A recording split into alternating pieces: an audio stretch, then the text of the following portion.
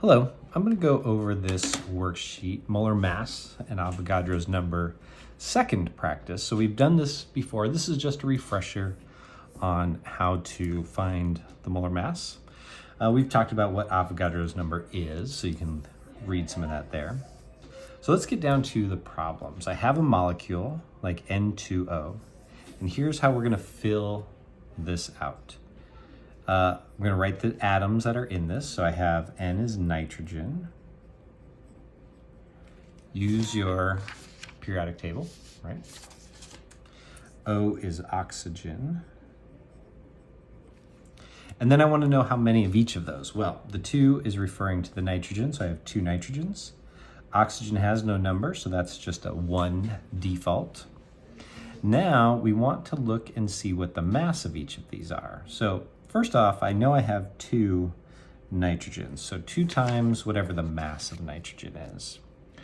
And for our purposes, we're going to round to 2 decimal points. So the mass of nitrogen is 14.007.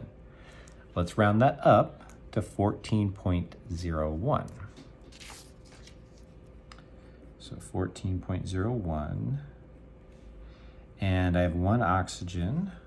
Oxygen's mass is 15.999. So we're also going to round that up to 16.00.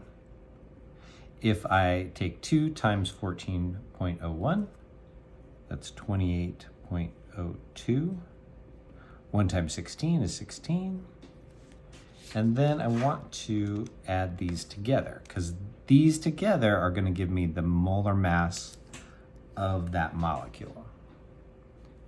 So 28.02 plus 16 equals, the molar mass is 40.02 for that molecule.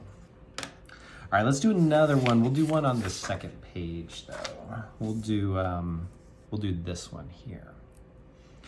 So I'm going to write out my atoms. Zn, if I look on my periodic table, I can find all these, right? Zn is zinc. S is sulfur. And O is oxygen. Now, how many of each of those do I have? Well, zinc, there's no number, so that's 1. Sulfur, no number, that's 1. And oxygen has 4 down to the right. Next is to figure out what the mass of each of them is. So 1 times zinc is here at 65.38.